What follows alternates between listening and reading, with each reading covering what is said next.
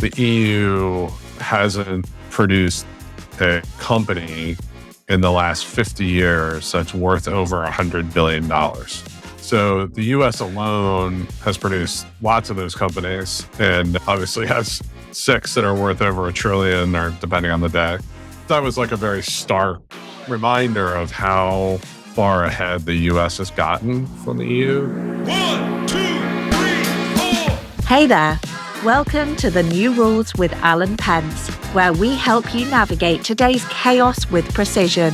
Your host, Alan Pence, has 25 years of experience working in business and government, and he knows how the old rules have fallen apart. Each episode, we'll explore how to thrive in this new landscape by mastering the new rules while everyone else is still figuring them out. Let's dive in. How are things in the failed state of the EU? This is striking close to home, literally, huh? For me, your week's topic, Europe's slow decline. You talk a lot about that. In the German death cult that is the Euro, this is the guy who was former Italian prime minister, former president of the ECB, famously during the Euro crisis. What was that, 2011, 2012?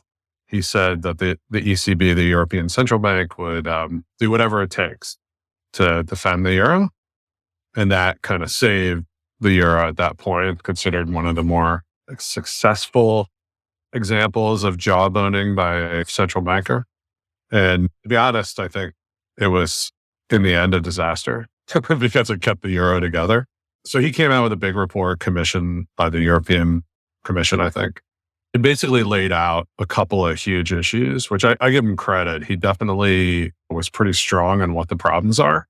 But ultimately, I think the report's recommendations, 1, won't be implemented, and 2, even if they were implemented, wouldn't fix the problem. Well, let's go back to what are the reasons for those that don't know or don't follow. Yeah. So, I mean, I think he's seen some of the big headline kind of things are the EU hasn't produced a company in the last 50 years that's worth over $100 billion. So they do have a few companies over $100 billion in market value, but they all founded a long time ago. So the US alone has produced lots of those companies and obviously has 6 that are worth over $1 trillion, or depending on the day.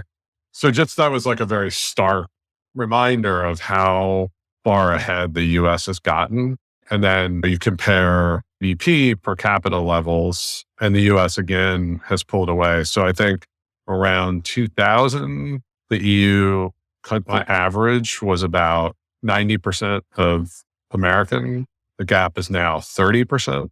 There are some caveats there. There's under purchasing power parity, which is another way to look at it. I think a fundamentally flawed metric. It's about 17%, but I think 30 is probably a better metric.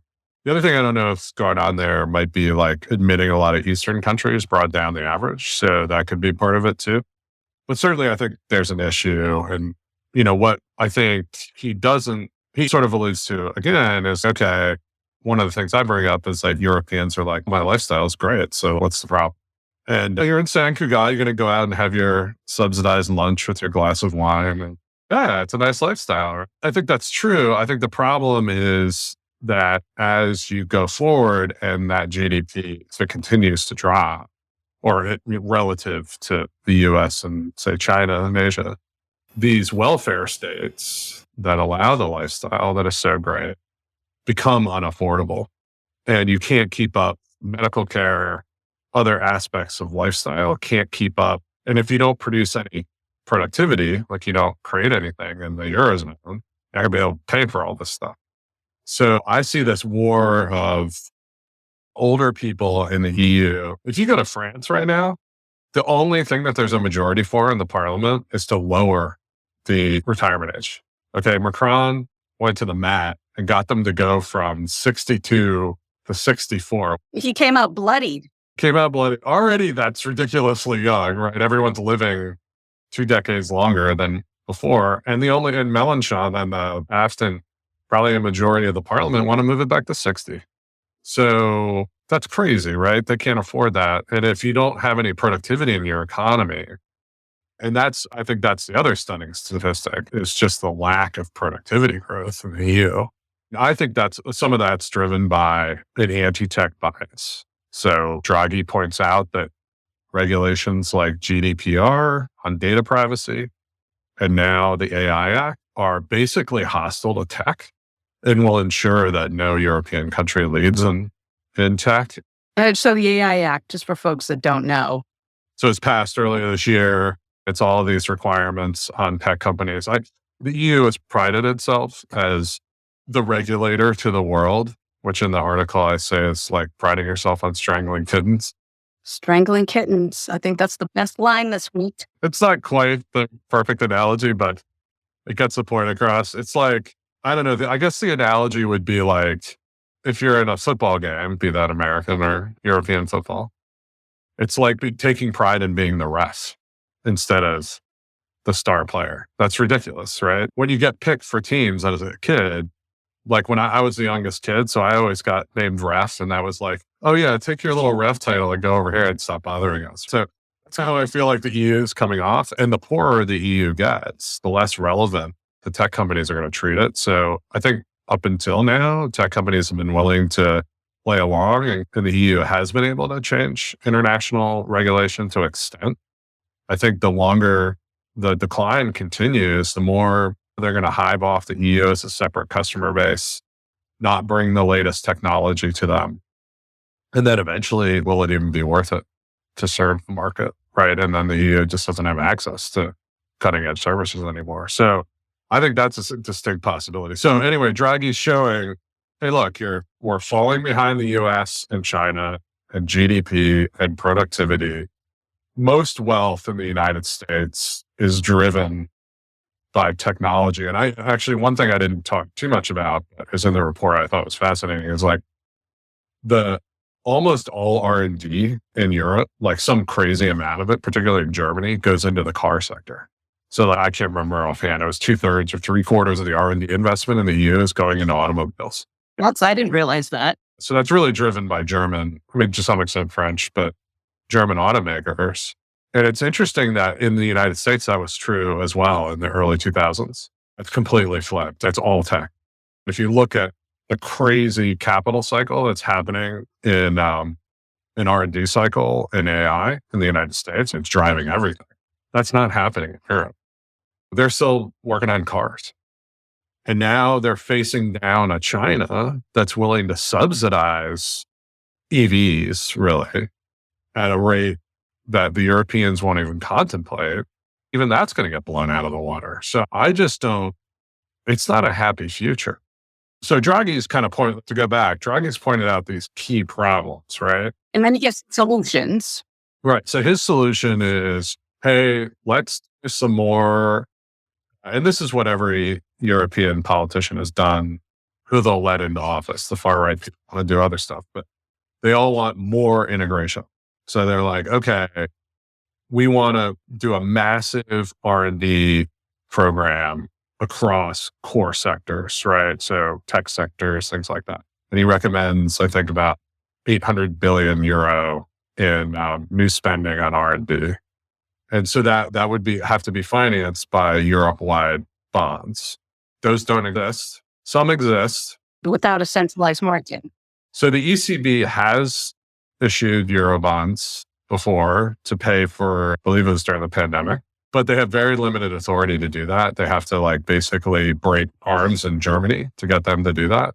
The Germans are incredibly imposed to debt and certainly don't want to take on debt to help swarthy Southerners waste it on their silly things that aren't German, that aren't Teutonic, right? No.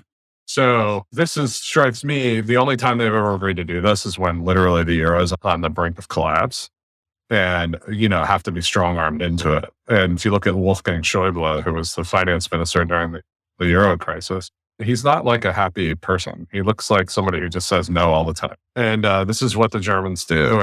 So it's that. And then his other recommendations are really like collective purchasing. So one problem with the EU is that you don't do energy development and you all listen to Greta Thunberg and shut down your nuclear plants, except in France. So now you're addicted to Russian gas and then got screwed in the Ukraine war, right? Now you're importing tons of liquefied natural gas from the United States and other players.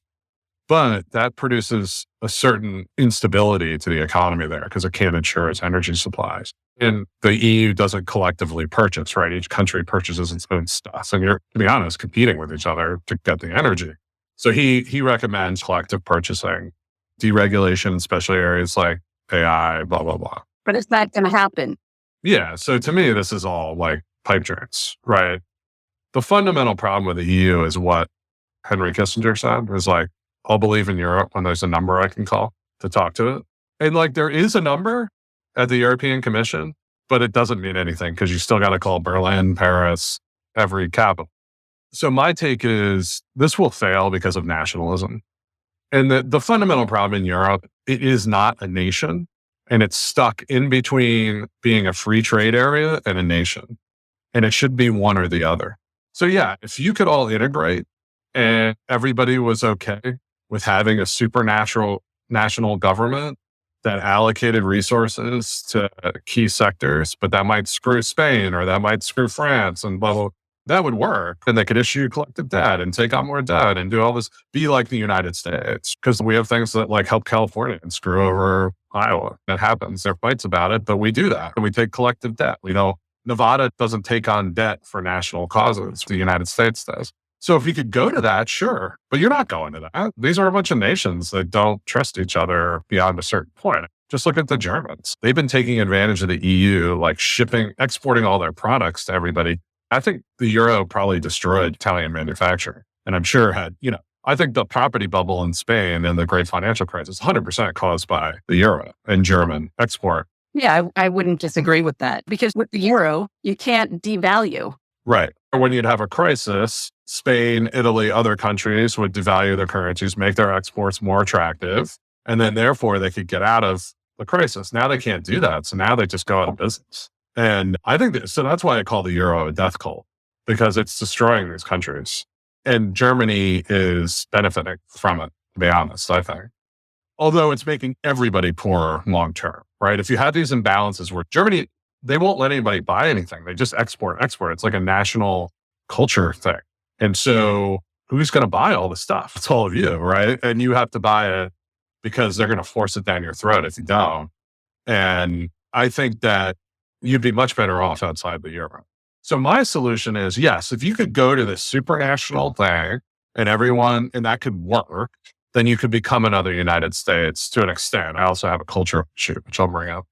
But I don't think that's happening. These countries still, you can't even keep Spain together barely. So I think if trying to smash all these countries together in a more perfect union is not going to happen. So I actually think you should go backwards and get rid of the euro. Decentralized, right? Keep a free trade area. And if you want free movement of people, which by the way is breaking down as we speak, it's not happening. I just think the modern challenges of the new rules are going to just cut holes through the EU time after time. And it's particularly the euro and then the EU. And the more that you create these supranational regulations like the Act and GDPR, those are just destructive. What I would allow is everyone to decentralize, go back, have a free trade area, right? Have some policy coordination. The collective purchasing, sure, give it a shot. What I would do is fucking develop some energy, right? Build some nuclear plants, frack. The United States is way more secure.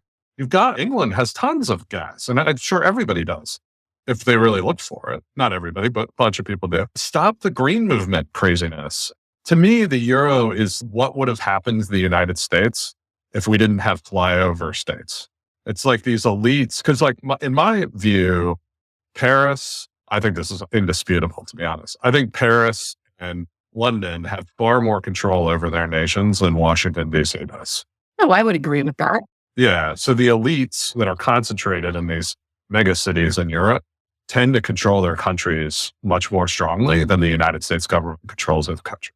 And as a result, they were able, in this great time in the post-Cold War world where they were defended by the United States and there was no real adversary anyway, the U.S. kept markets open all over the world for Europe and they thrived, right?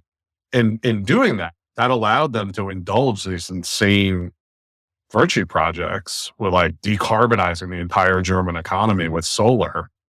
Fucking sun doesn't come out in Germany. It's dark. That's why I look like this. It's not realistic. That's why you can say this. That's right. That's right. Yeah. My people come from up by the Baltic Sea where you had to crack through the tundra with your plow and like. Right. So anyway, I think they got it. And then we can be anti-tech. We can have these quixotic like virtue signaling campaigns about how evil Google is for God knows what reason. And basically deny the modern world. And then we can all retire and play boule and drink pastis at 60 years old. That doesn't sound bad either. Doesn't sound bad, but it's not a good strategy because eventually you're too poor to play boule and you're going to have to go back to work. Well, you make that point, or was it one of Draghi's solutions? He says you need to increase productivity, but a European model would be we need to increase productivity and have social inclusion. And if you can't have it all, that would be great because we have a lot of inequality in the States, right? Right. So he says, yeah, like we want more entrepreneurship. We want to embrace these tech areas. So first of all, we'd be getting rid of the regulation, but then also like having a startup culture and tech innovation culture without any inequality or displacement. Okay, so those two things don't go together. I want to eat French fries all day long and not get fat. That's not going to happen. I do think that there's so this goes to the cultural issue I was talking about. I think one, European countries, or let's just face it, obviously with differing levels, are relatively hostile to immigrants. And they have a very hard time integrating them into their culture. You can say that's good or bad, but it is what it is. So first of all, you're running out of workers. And I don't know, last time I checked, you need a worker to have productivity because it's labor plus materials or technology. So demographics are terrible. And obviously, it's not the same throughout the continent. Right. And then importing a bunch of workers from North Africa does not work culturally there, right? So maybe you could, I don't know, if you can get the people crossing the border in the United States to come over, maybe that's more palatable to Europeans, but I don't know. Doesn't seem like that's going to work either. So you can't integrate new workers very well without a lot of social interest. And then you have cultures where, quite frankly, the big companies in Europe are a lot closer to the government than they are in the United States, right? And these companies have been around forever and they have a lot, even though they get condemned a lot more by the people, there's a pretty cozy relationship. Like France tends to have these national champions where they want this company, not a sector, but a bunch of companies in a sector, like Renault to do well. What's an example? Airbus, those kind of companies that are big, old line. Volkswagen in Germany. Yeah, Germany's Volkswagen, Daimler, all the big companies, car companies. And you have this middle ground in Germany, which is all the sort of like family-owned, mid-sized companies that make weird stuff that goes into other stuff. They make like lasers for optics and stuff like that. So they're very good at that. But these are very staid kind of areas and they have tight relationships with the government. And so they're not going to get disrupted.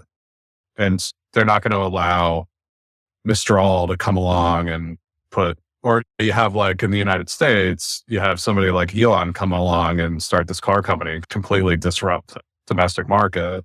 They're going to tend to not want to have that happen, right? They're going to want to keep Renault. They're going to want Renault to do it or keep Renault in place.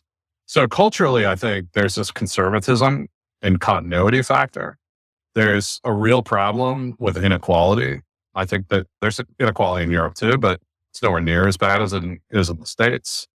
And it's not tolerable there as the way it is here. And you don't get innovation without inequality. But what do you say to that? Good thing, a bad thing? Look, if you want to be richer in the long term, you need inequality.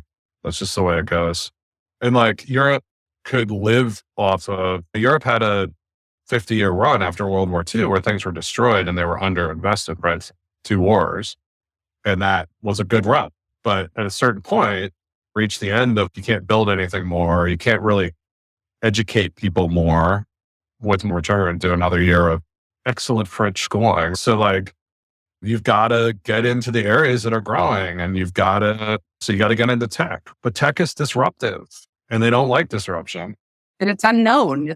Yeah. So I just think culturally Europe is not in a good position going forward because the world has moved away from state-driven kind of innovation, which they like automobiles, planes, These were big things that employed a lot of people with unions, and they were stable. You knew what they were. They were going to be a new model, but it was going to be the same. And like even in Germany, they're having trouble just getting away from the internal combustion engine to EVs, much less work on software. And if you look, I have an Audi, the freaking software system, and that thing sucks. Germans know nothing about software. Tesla software is like 1,000 times better. Like German, I don't know. They got one major software company. I said, that's not even that relevant anymore. And certainly not at the front of the AI revolution. So like, it's just, there's no major cloud company from Europe that was the last. What cyber company is European? What key area that has grown quickly in the last 30 years is the EU a part of? Beyond, no, I would say pharmaceuticals is probably the best. So I do think there's something there. Pharmaceuticals, yes. Obviously, fat people in the United States are propping up the Danish economy at this point. So from because Novo Nordisk, their company mix is that big. And so 2/3 of their GDP is like fat people in America and someone who knows. So, and I think, and then back to the inequality point, go to China. This is a freaking unequal society, right?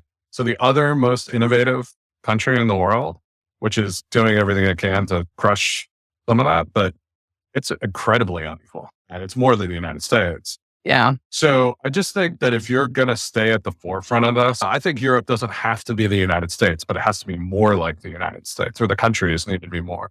And to be honest, I think breaking up the euro and to some extent devolving the EU would help the countries that are maybe a little bit more able to integrate immigrants, to get out from under the yoke of the AI Act and do their own AI, specialize in that, right? And do their own investment where, because you know what's going to happen even if they pass this $800 billion thing, it's all going to get divvied out to each national government to give to their champions. So a bunch of the money is going to go off to Volkswagen to work on EVs, going to go to Airbus or Renault or whatever it is. And then somehow they'll figure out how to get money to LVMH or something. So I look at it and I credit Draghi for being blunt, but I don't think he actually addressed the core issues of the EU, which is that it's half pregnant. It's not a country, and it's pretending like it's one. And like it needs to do one or the other. And like the consequences are getting more dire every year. We'll talk about the consequences for the US. That's something that you write about this week. Why does it matter to the US? Why do we care? So I have one that's just totally US centric, right? Which is that we suffer from some similar issues, like our elites. I don't know how many times when I was working on the Hill and stuff, people would talk about, oh, we're the only Western country that doesn't do this, or we're the only developed G7 country that doesn't have this program or that thing. Paid family leaves. Right. All these different nice things, and everything to be Europe. So I do think our elites have an attraction to Europe. Now, I think you're hearing less of that now because of Europe. So I think they're like, ooh, maybe taking an analogy from Europe isn't the best thing for my policy. So I do think that like we have a tendency, and look, there's an AI bill in California. Biden has his executive order, and they want to clamp down on AI too. It's crazy to me. They want to clamp down on a technology that has done nothing so far. They want to give me a break. Pre-regulate. Yeah, you don't have a lot of that. AI is math plus data. Regulating that, there will be a day when you can regulate it, but not now. But I do think there's going to be a huge fight in the United States. There's going to be court cases, and like we will probably avoid the worst of it.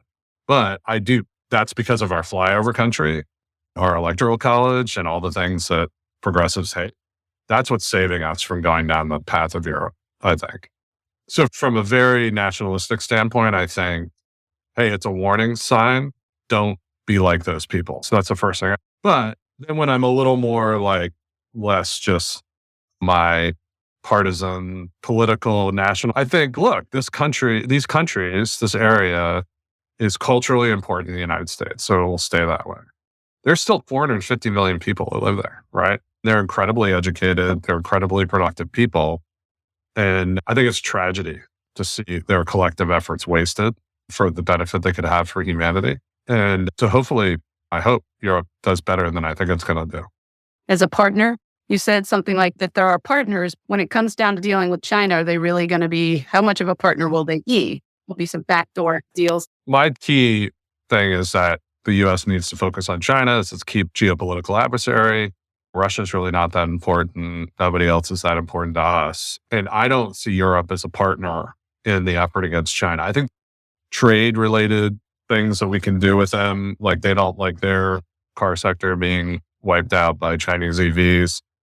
So we can maybe collaborate on that. But I don't see Germany joining fight against China, their biggest trading partner, both ways. And plus, what's Germany worth? It doesn't have any military capability. So maybe France, England, the UK might back us up. But come on, I mean, if I were a UK citizen, I'm like, why are we off in East Asia worrying about US interests when we've got a huge problem here, right?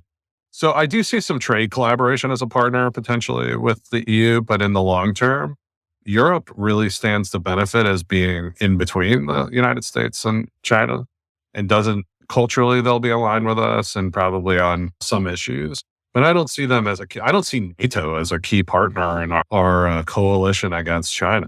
It's not going to be a factor, right? That has changed. And I think that the Americans just can't get out of this World War II, Cold War mindset. Like, I know all these diplomats, of course you want to be posted in Paris and Rome and Berlin because it's so much nicer. But these places aren't relevant to the United States the way they used to be. And I'm firmly against our intervention in Ukraine because it's not really important for us. Russia is not really that much of a threat. The EU is not the prize it was, right? And so I'll write about this later, but I do think, Russia can't even occupy all of Ukraine. It doesn't have enough soldiers. So like the idea that it would somehow attack NATO is just ludicrous to me. But are the fears real that it would? They can't even take the Donbass, for God's sakes, like much less Poland. No, I meant, are people really fearful in the US? I don't really think so. And I think the Europeans aren't that fearful either. By the way, charts coming out today about the massive increase in trade between Germany and Kyrgyzstan. I wonder what that's about. A country that borders Russia. Huh. And then the German chancellor cutting a deal saying, oh, our support for Ukraine ends next year. Wow, what a partner. So we're over there like fighting in this place that is really not all that relevant to us. And then Germany's like, yeah, we're just going to keep trading with them and not support the effort. So what are we doing over there? I just don't get it. Anyway, we got to get out of that because it's not important to us. And we need to be focusing on China. And who do we need to work on with China? That's Japan, Philippines, South Korea, Australia, Vietnam, India. These are the places where US diplomats need to be, not in frickin' Paris and Berlin, Rome. We don't need anything. And I'm sorry that's harsh, but it is the truth. So I do not see US foreign policy. Strategic interests are not in Europe. And I think that's going to be the story of the next couple of decades. Everybody hates Trump, but I think he probably broke the dam on NATO, particularly. End of NATO. But I think NATO is going to become less and less important in the United States as we go. And to be honest, we just don't have the capability. Look, we can't even supply the Ukrainians at this point. We're running out of ammunition. So if we got to face down China and make a choice, the choice is easy. What are we doing? I think our foreign policy and military elites are addicted to this. Like we get to rule the world. No, we don't have the capability. Everybody else is too powerful now. We've got to prioritize, and prioritization is Asia, not Europe. So I think overall, this is a story. This is a new rules. And like, I'm actually looking for a German compound word you might not like it, but it's true. So don't blame me. It's not like I want it to be this way. It's just what it is. And I'm telling you the truth. You're saying it. Germans have those things where they put two Barfignugan or whatever. They put two words together and it has this beautiful meaning. I need one of those German words for this. Do you speak German, Ellen? Not at all. I can do a good German accent sometimes, but my people left in the early 1700s. So my claim to German ancestry is getting more and more dim as the generations go by. But the name's still there. That is true. Enough about me crapping on Europe. I love going there. Hey, look, no one loves going to San Cugat or Lucca or Montepulciano more than I do. But is Europe just becoming a museum and a playground for Americans who make more money? If you'd go to Barcelona, that's what you'd think. Look, you have all these protests against tourists. That's what's happening. The dollar's strong. The U.S. economy is way bigger. I don't know. Interesting. New roadmap. Send your hate mail to Tonya. She's a European on this call, so not me. You'll have to keep calling. It's like calling the European Union. You're going to get passed over to somebody else. Henry Kissinger's got some great quotes. I remember he was talking, I saw something today. This commentator was talking about this war between the president of the European Commission, Ursula von der Leyen, and Thierry Breton or something, who's one of her ministers that are fighting, a French and German. He's like, Kissinger's quote was about the Iran-Iraq war. He was like, it's too bad that they both can't lose. I love that quote. That's what he was saying about these two officials. He's like, they both suck. It's too bad they both can't lose this fight. That's a good one. Yeah, he's good. What are we talking about next? You had some other interesting things to say on Wednesday. He talked about Bob Elliott. Who is Bob Elliott? Bob Elliott is the former chief investment officer. He was former chief investment officer of the largest hedge fund in the world, Bridgewater Associates, started by the famous Ray Dalio, who's now a conspiracy theorist. He's super successful. He's not a conspiracy theorist. I disagree with his view of where we're going, but we can talk about that in another one. And Bob wrote about the AI bubble, right? I thought it was really interesting. People ask whether we're in an AI bubble right now. They have reports of OpenAI is going for a fundraising round at $150 billion. Yeah, right now on maybe 4 or 5 billion in revenue. No one knows really, but that's the imputed revenue. So are we in this bubble? And I think there's a lot of things here, actually, some that Bob didn't address. So I heard a really good thing about one of the reasons that tech and software gets so highly valued is that once you build the software, the actual cost of serving each new customer, the marginal cost, is very low, right? So if you're on Google builds all its products, its algorithms, and then to serve the next person who comes along, it's like a couple of cents more, right? And so their margins are really high. So software companies tend to have gross margins. So that's revenue minus variable costs of 70 to 90% or more, right? So that's hugely valuable. And then the question is, will AI get to that? Because the actual cost of giving you the answer, it's called inference, right? So when there are two big costs, one is training the model. So that's what the companies do with all these people, and they do human feedback training and all this stuff.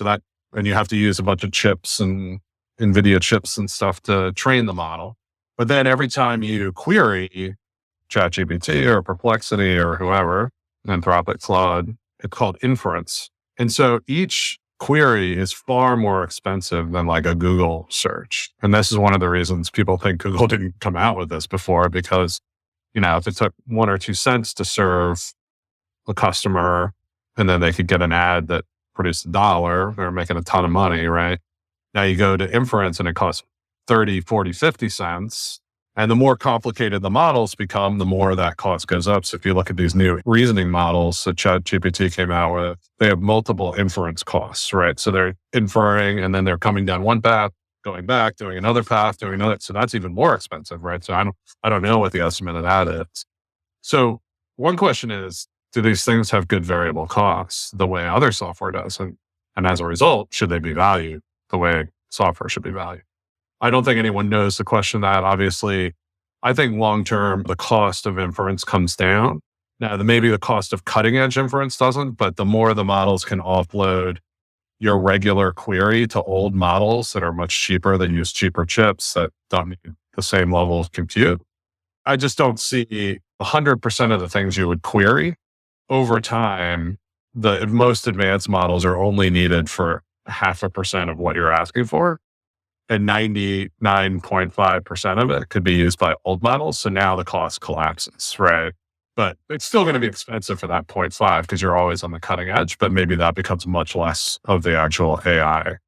That's where I think they get the efficiencies potentially. So anyway, that question is unanswered. So no one really knows, even if you know the revenue number, you don't actually know the gross margin number.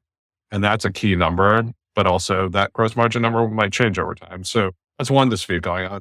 Then we have Bob saying that the earnings projections for particularly the Mag 7 and a lot of other companies are based on rapid adoption of AI and use of AI transforming the economy. And so his point is like those earnings projections are already baked in to Wall Street expectations. And the stocks are valued based on that happening to a certain extent. And I think my point would be one, that it's going to take longer for that revenue to appear for the companies, because just judging on my own company, I'm very forward on AI, pushing it hard.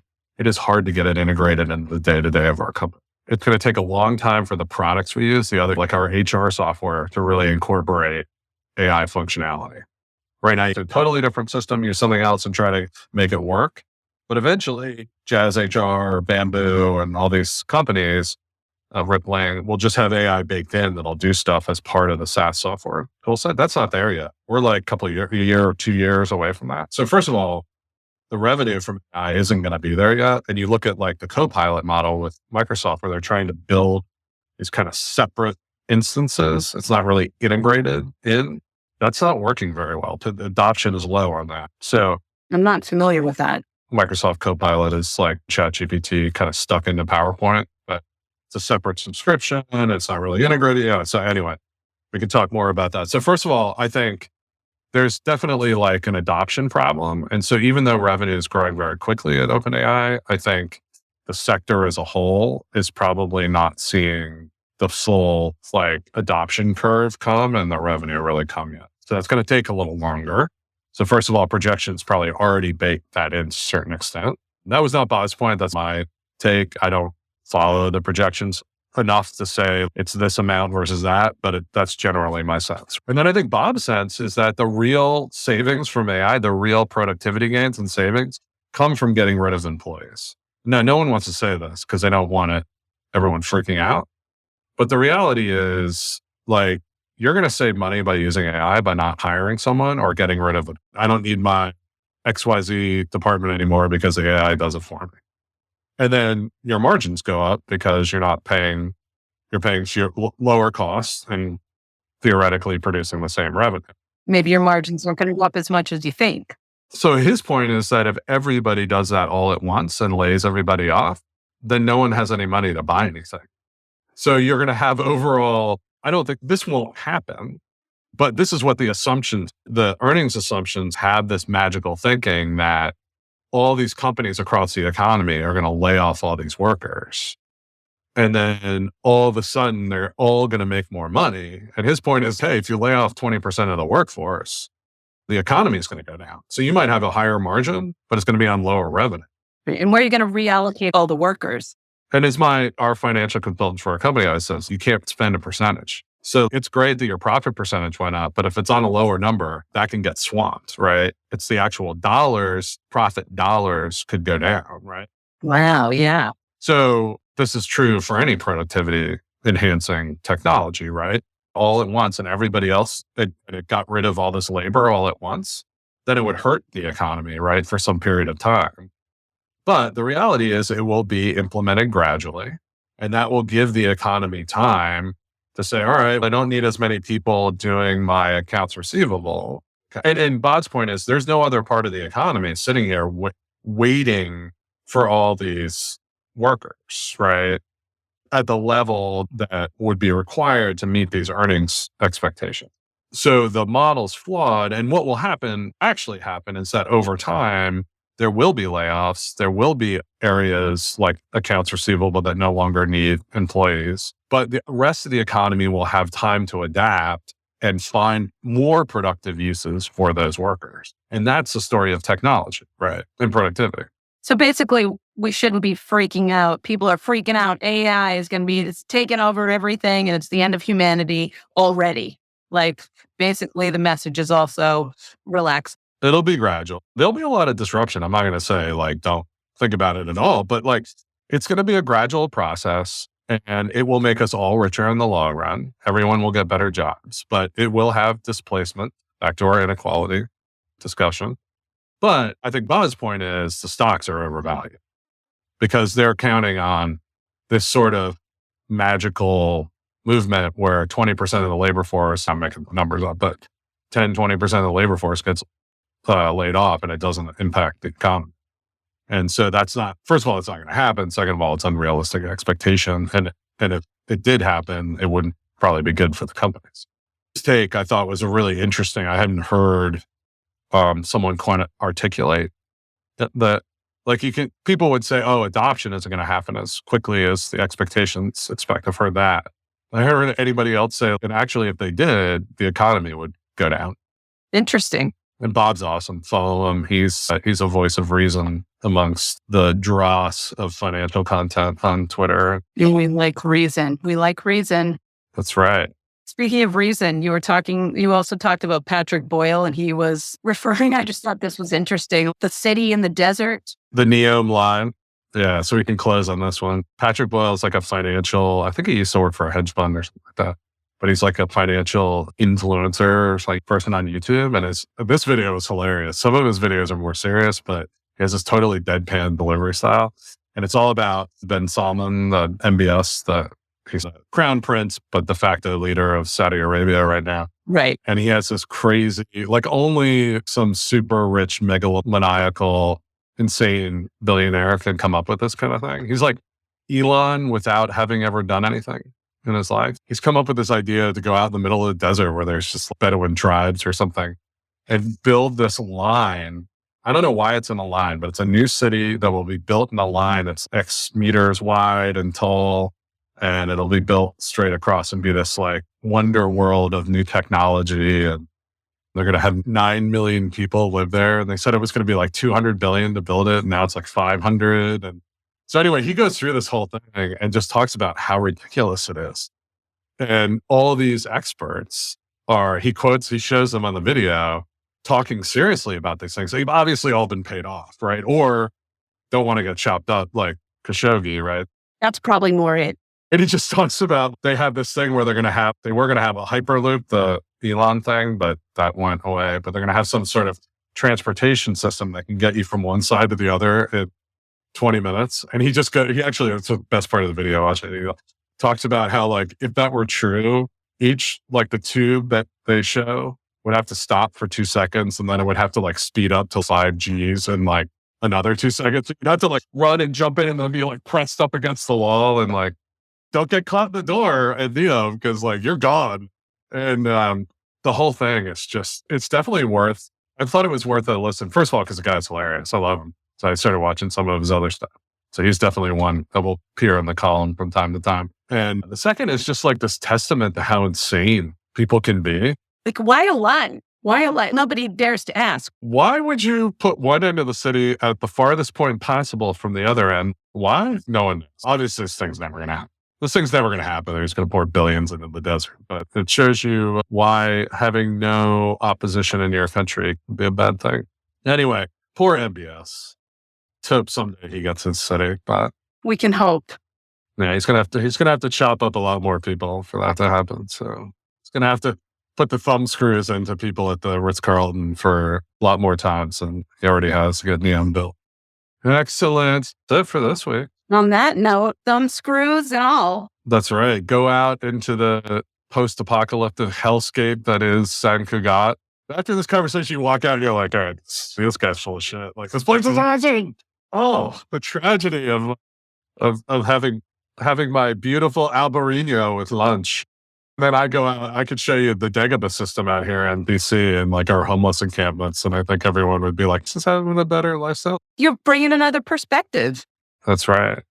But you can't, Europeans aren't going to be able to be 80 pounds overweight and live in houses far too large for them and drive their cars everywhere forever, So that's the American dream. So that's our dream and we're living it still.